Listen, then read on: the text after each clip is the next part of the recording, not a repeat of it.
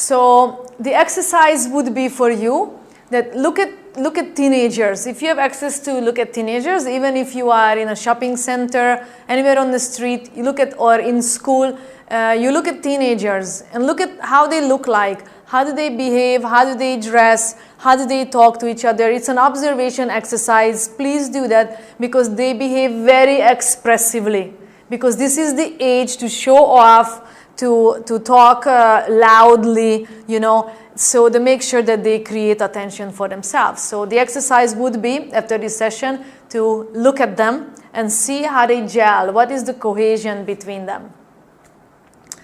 Another exercise is to observe others. I'm showing a few pictures here for you. So what do you think if you look at this picture here with these 5 people at possibly a meeting room and they are having coffee? So what do you observe in these people?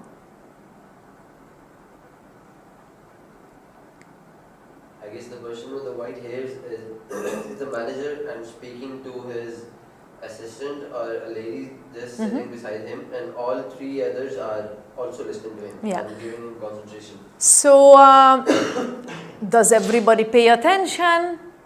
How do you see the listeners? How do you see the listeners? 2 of the listeners are laughing, 3 are smiling. Smiling? But do you see rapport here? Do you see that everybody is interested in what the white hair person is saying? So basically the picture shows that everyone is interested in what the white hair person is saying at the top of the table. So if we look at the next picture, what do you see in the next picture? This is a mom talking to her daughter. What do you see in the picture? There is no rapport at all. There is no rapport at all. What is the girl doing and what is the mother doing? The girl don't want to listen and the girl doesn't want to listen. And the mother is just keep talking. So this is a perfect no rapport in a communication. Doesn't matter what the mother is doing at that moment of a time. Or if you have a person who is doing this with you, you should know that the person is not listening anymore. So it doesn't matter what you say, is a waste of energy. So in the third picture, so if somebody is, for example, in your class, you have to give a presentation and this is what the person doing. What is this body language is telling you? she's sleepy. She's sleepy. Is she interested in what you are saying? No, not at all. She's bored. She's bored. So you see, when you actually look at people, everything and anything is talking about them, about their attention. Do you have rapport or you don't have rapport? So when you observe people, and the exercise for you will be to see how a person is paying attention moment by moment, because it's actually changing. Minute by minute, even moment by moment changes you can see in the person. Are they paying attention or not? When is the point of disconnection when they disconnect? When is the point of reconnecting when they come back and start listening to you? So in order for this, you need to have a so-called sensory acuity. So you have to be precise enough, making sure that your attention and your focus is strong enough. So why do we meditate? With the observation meditation. Why? Because we're training ourselves to focus, to pick up these small little informations.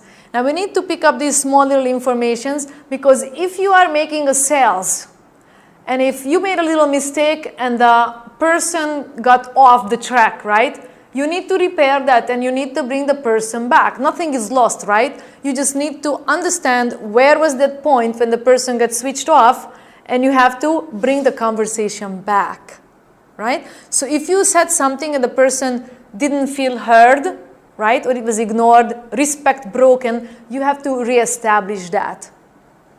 So you have to have the sensory acuity for those. Now, what do you look at the person? When you are talking face to face with a person, you can actually look at the person and see different signs in the person. So these are the different signs. So if you are able to look at the person, and remember you are not staring at the person, right? So you're doing it slightly, that look at the skin color, is it light or dark, is it changing? The tone, right? The muscle tones, is it getting tense? If the muscle tone is getting tense, the person is showing more scare, tension, fear, or disagreement with you, right? If it's symmetrical or non-symmetrical, sometimes in the face you can see some changes which is either symmetrical or non-symmetrical. And the breathing, how is the rate of the breathing of the person? Is it shallow breathing, fast breathing by rate, or deep and slower breathing? Now if the person is breathing fast and shallow, what does it tell you? Is afraid of something, nervous of something, stress is in present. And what happens when you see the deep breathing happening in the person? It's the opposite, right? Which is relaxed.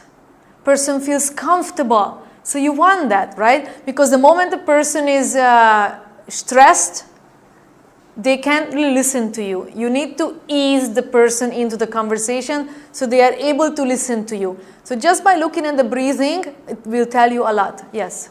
Okay, doctor, I have seen some people, even when they are nervous, they are, breathing deeply. The long breaths they are taking. So they may be actually practicing deep breathing consciously, but there are other things that you can sense on them, right? So you can look at their eyes, is it focused or defocused? Their pupils, is it dilated or undilated? So you can look at actually those. But any type of little muscle tone on the body, on the face, and the changes of that will immediately talk to you.